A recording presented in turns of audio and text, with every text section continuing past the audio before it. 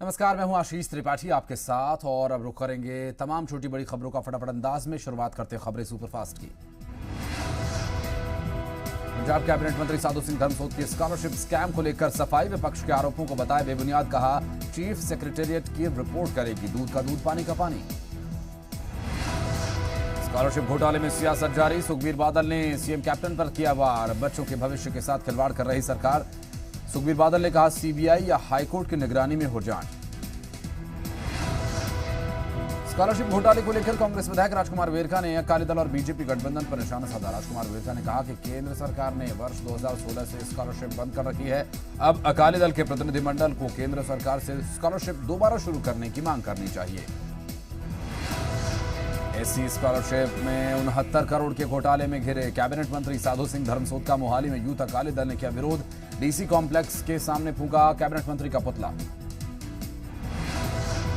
पंजाब में scholarship scam को लेकर विपक्ष के निशाने पर सरकार, नाभा में साधु सिंह धर्मसोत के आवास के बाहर आम आदमी पार्टी का प्रदर्शन, तो मानसा में यूथ अकाली दल ने बोला हल्ला, मोगा में अकाली दल ने किया प्रदर्शन। स्कॉलरशिप घोटाले को लेकर अमृतसर में अकाली नेताओं का प्रदर्शन, साधु सिंह धर्मसोत के खिलाफ कार्रवाई की मांग। बठिंडा में लामबंद हुए अकाली नेता, यूथ अकाली दल के नेताओं ने सरकार के खिलाफ की नारेबाजी, पंजाब में घोटाले का लगाया आरोप, सीबीआई जांच की उठाई मांग। फरीदकोट में यूथ अकाली दल ने कैबिनेट मंत्री साधु सिंह धर्मसोत का पुतला फूंका, पोस्ट स्कॉलरशिप घपले की जांच सिटिंग जज से कराए जाने की मांग रखी। फिरोजपुर में अकाली दल यूथ के मैट्रिक स्कॉलरशिप घोटाले को लेकर पंजाब सरकार के खिलाफ रोष प्रदर्शन, मामले की सीबीआई जांच की मांग, कैबिनेट मंत्री साधु सिंह धर्मसोत को पद से हटाए जाने की मांग। पूरे देश में पंजाब की जेलों की हालत सबसे ज्यादा खराब है। एनसीआरबी ने पंजाब की जेलों पर उठाए सवाल, पिछले साल सबसे ज्यादा पंजाब की जेलों में आत्महत्या के मामले हुए थे रिकॉर्ड। मामले में यूपी के बाद दूसरे नंबर पर पंजाब, एक साल में जेल में 117 मौतें हुई, पंजाब की जेलों में एक साल में 20 हत्याएं। पांचवें नंबर पर पंजाब, एक साल में 23 कैदी भागे। पंजाब की जेलों के चिंताजनक हालात पर अकाली दल के वरिष्ठ नेता डॉक्टर दलजीत चीमा ने सरकार को घेरा। दलजीत चीमा ने कहा कि देखना होगा कि सरकार इसे कितनी गंभीरता से लेती है और जेल मंत्री कितनी ईमानदारी से इस पर जवाब देते हैं। एनसीआरबी के आंकड़ों ने मौजूदा सरकार को आईना दिखाया है। शिरोमणि अकाली दल के सीनियर नेता डॉक्टर दलजीत चीमा ने देश में 10 गंदे शहरों में अमृतसर का नाम आने पर चिंता जाहिर की। डॉक्टर चीमा ने कहा कि पवित्र नगरी का नाम इस लिस्ट में आना सरकार की अनदेखी का नतीजा। मुल्तानी अपहरण मामले में पूर्व डीजीपी समेत सैनी को झटका, हाईकोर्ट ने एसआईटी की जांच पर नहीं लगाई रोक। एसआईटी की 7 टीम्स सैनी को गिरफ्तार करने के लिए रवाना, पंजाब ही नहीं दूसरे राज्यों के लिए भी रवाना हुई टीम्स। जमानत याचिका खारिज होने के बाद सैनी ने किया था हाईकोर्ट का रुख। पंजाब में कोरोना का कहर लगातार जारी, राज्य में बीते 24 घंटे में रिकॉर्ड 106 मौतें हुई। राज्य में कोरोना के चलते 1514 नए मामले आए सामने। पंजाब में कोरोना के अब तक 56,989 मामले आ चुके हैं। राज्य में कोरोना के सक्रिय मरीज 15,629, जबकि कोरोना से अब तक 39,742 मरीज ठीक हो चुके हैं। हरियाणा में कोरोना के 1,792 मामले आए सामने। राज्य में कोरोना के सक्रिय मरीज 12,622, जबकि 68,218 मामले कुल हो चुके हैं। हरियाणा में कोरोना के अब तक 54,875 मरीज हो चुके हैं ठीक। राज्य में कोरोना से अब तक 721 मरीजों की जान जा चुकी है। सोनीपत में कोरोना वायरस के 191 नए मरीज मिले। जिले में कोरोना वायरस के अब तक 4,847 मामले सामने आ चुके हैं। हिमाचल प्रदेश में 161 नए मामले आए सामने। राज्य में कोरोना के सक्रिय मरीज 1,613, जबकि कोरोना के अब तक 4,716 मरीज ठीक हो चुके हैं। पठानकोट के थरियाल गांव में किलिंग गैंग के हमले में मारे गए क्रिकेटर सुरेश रैना के फुफेरे भाई कौशल का आज अंतिम संस्कार किया गया। कौशल का छोटा भाई भी हमले में घायल हुआ था। जबड़ी के ऑपरेशन के बाद उसे अस्पताल से छुट्टी दे दी गई। ऑपरेशन होने की वजह से वो फिलहाल बोल नहीं सकता। सुरेश रैना की बुआ आज भी जख्मी हालत में पठानकोट के निजी अस्पताल में भर्ती।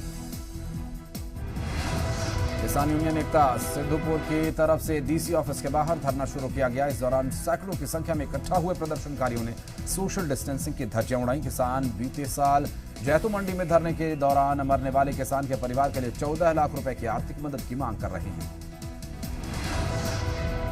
पटियाला में वाटर एंड सैनिटेशन विभाग के कच्चे कर्मचारियों ने अपनी मांगों को लेकर सीएम अमरिंदर सिंह की कोठी से कुछ ही दूरी पर प्रदर्शन किया और इस दौरान पुलिस और प्रदर्शनकारियों के बीच धक्का मुक्की भी हुई। ATM Kotkapura food stall, dhaba, रेहड़ी वालों को अपना और कर्मचारियों का कोरोना टेस्ट करवाना होगा ताकि इन जगहों पर खाना खाने वालों में कोरोना संक्रमण के फैलने का खतरा न रहे।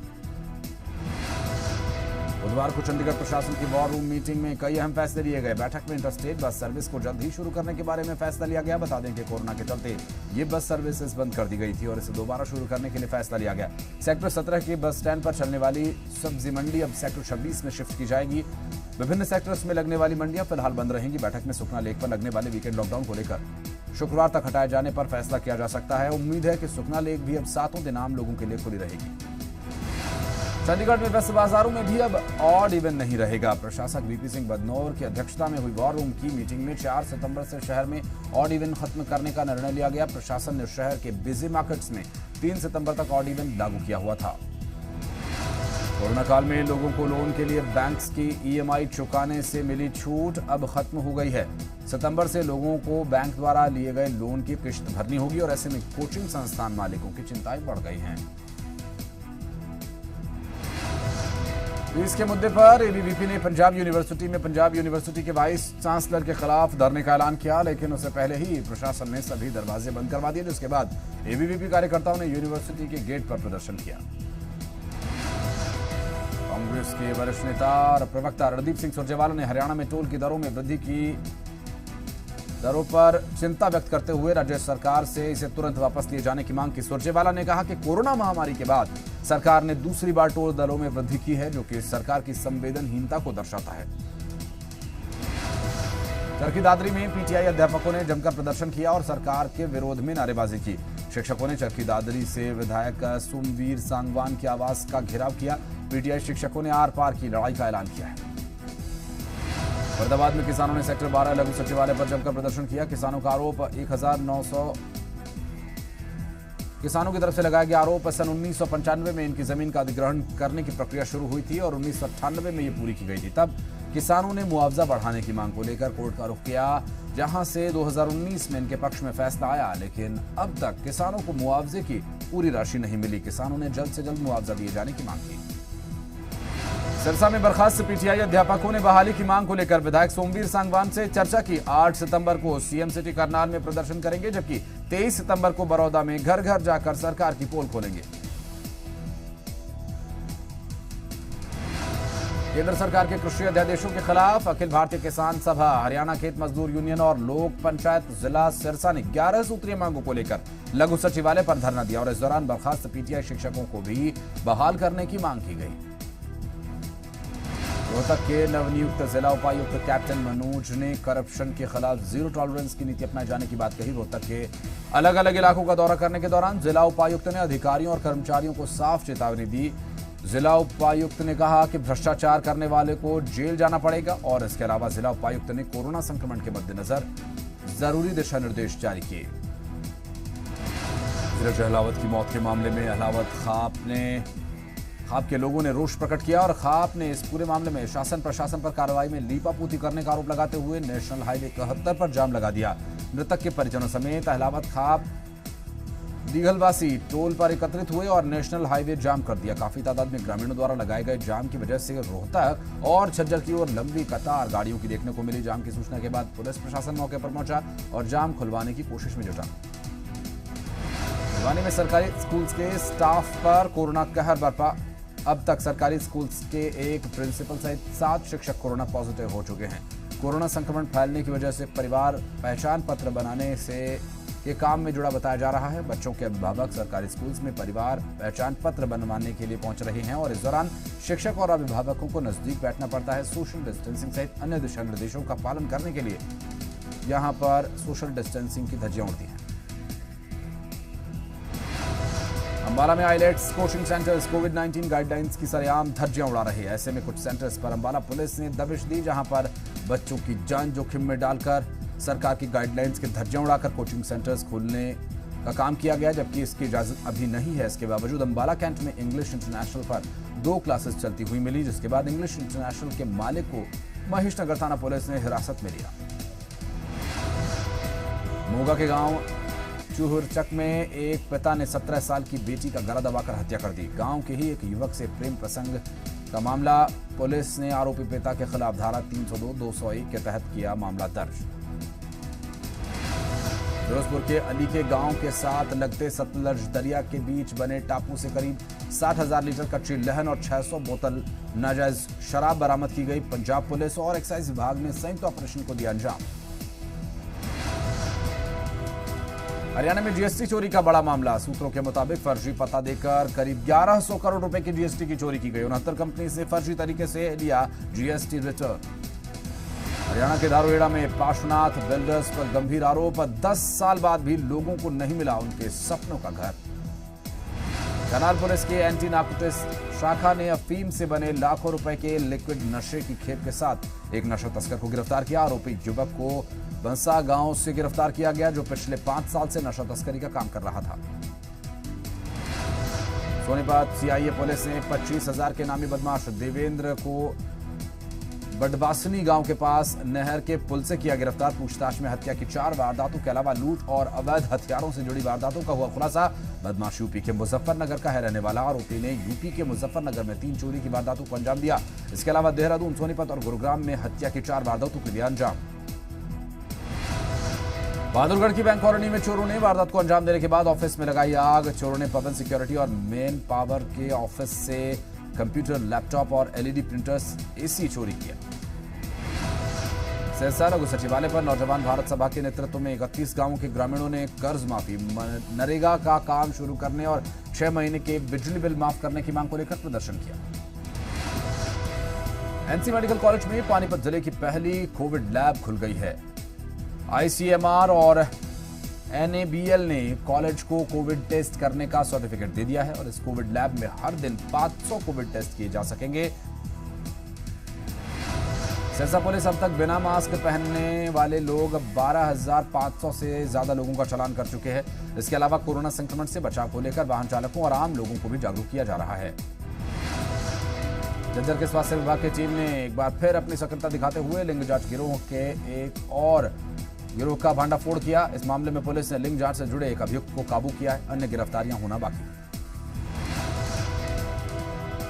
यमुनानगर में यमुना नदी से सटे लापरा गांव में एक और माइनिंग जोन बनाने के लिए अधिकारियों ने सर्वे शुरू किया। प्रदेश सरकार ने जिले के विभिन्न विभागों से रिपोर्ट मांगी है और इससे सरकार को करोड़ों रुपए की वार्षिक राजस्व प्राप्त होने की उम्मीद।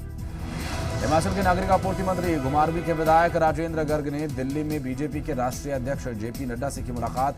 हिमाचल कैबिनेट के मंत्री पद मिलने के बाद राजेंद्र गर्ग की जेपी नड्डा से ये पहली मुलाकात है। हिमाचल प्रदेश के पूर्व मुख्य संसदीय सचिव राजेश धर्माणी ने जल शक्ति विभाग में चल रही भर्ती प्रक्रिया पर सवाल उठाए।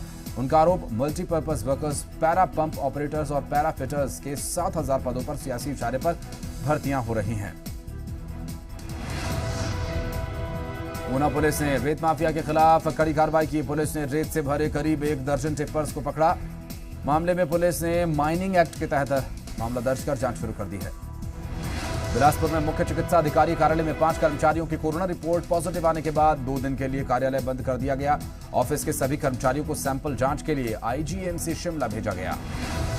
हिमाचल के शहरी विकास मंत्री सुरेश भारद्वाज ने धर्मशाला स्मार्ट सिटी प्रोजेक्ट से जुड़ी बैठक की अध्यक्षता की। हिमाचल प्रदेश में सैलानियों के आने का सिलसिला शुरू हो चुका है। कोरोना के बीच सैलानियों का आना स्थानीय लोगों के लिए बना खतरा। शिमला के रिज मैदान, माल रोड जैसे प्रमुख टूरिस्ट स्पॉट्स पर पर्यटकों की दिख रही भीड़। हमीरपुर जिला प्रशासन ने सभी निजी क्लिनिक्स पर आरएमपी क्लिनिक्स को हिदायत दी है कि खांसी, जुकाम, बुखार, फ्लू से ग्रस्त मरीजों की कोरोना जांच करना अनिवार्य है। मुक्तसर के शहर मलोट में 2 दिन की नवजात बच्ची को उसके मां बाप रेड क्रॉस के पालने में डालकर चले गए। कैथल पुलिस लाइन आवास में रह रहे पुलिस कर्मचारी जसवंत सिंह के 14 साल के बेटे को घर में रखी लाइसेंसी रिवॉल्वर से गोली लग गई। अस्पताल ले जाते वक्त किशोर ने रास्ते में दम तोड़ दिया। पानीपत के फरीदपुर गांव में महज 1500 रुपए के लिए हुए झगड़े में 55 साल की मनजीत कौर की मौत हो गई। रोपड़ में दुकान बंद करवाने के लिए एएसआई ने युवा दुकानदार को मारे डंडे। एसएचओ ने भी दुकानदार को मारा धक्का। सीसीटीवी कैमरे में कैद हुई ये घटना। राज्य महिला आयोग के कार्यकारी अध्यक्ष ने रोहतक में 3 प्रतिष्ठानों का निरीक्षण किया। इस दौरान महिलाओं के प्रति अपराध के चौंकाने वाले आंकड़े सामने आए। बठिंडा में आर्थिक तंगी के चलते एक शख्स ने जहर निगलकर आत्महत्या कर ली। हालांकि उसे इलाज के लिए अस्पताल पहुंचाया गया, लेकिन उसकी मौत हो गई। करनाल में नेशनल हाईवे पर एक गाड़ी अनियंत्रित होकर शराब के ठेके में जा घुसी। गाड़ी में सवार 3 लोग घायल हो गए, जिसमें एक की हालत गंभीर बनी हुई है। चंबा में रावी नदी में नहाने के लिए गए 2 युवक डूब गए। एक युवक को सुरक्षित बाहर निकाल लिया गया, जबकि दूसरे की मौत हो गई। ड्रैगन से तनातनी के बीच केंद्र का बड़ा कदम। पबजी गेम समेत चीन के 118 और मोबाइल ऐप्स बैन।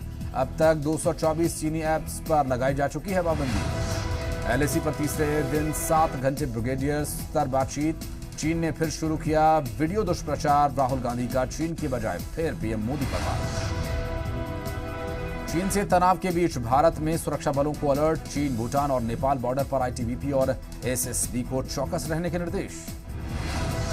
फिर देखेगी मोदी और ट्रंप की केमिस्ट्री। भारत अमेरिका के बीच तीसरी लीडरशिप समिट को संबोधित करेंगे प्रधानमंत्री। चीन को मिल सकता है बड़ा इशारा। वक्त एक छोटे से ब्रेक का, खबरें कुछ और ब्रेक के बाद।